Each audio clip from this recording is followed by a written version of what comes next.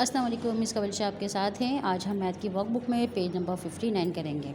Page number 59, 1 2 12, 1 2 12, 1 2 12, 12 12.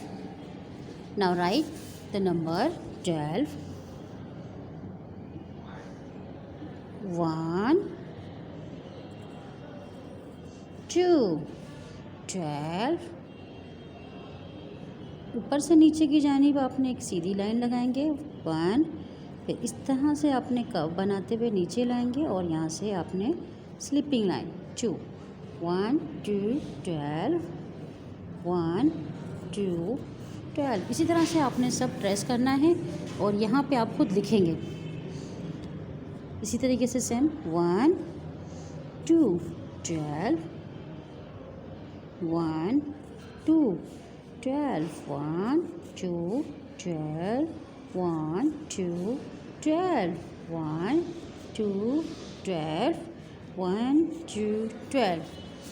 Page number 59 को इसी तरह पूरा आप सॉल्व करेंगे। अब मिलते हैं नेक्स्ट क्लास में। अल्लाह हाफ़िज़।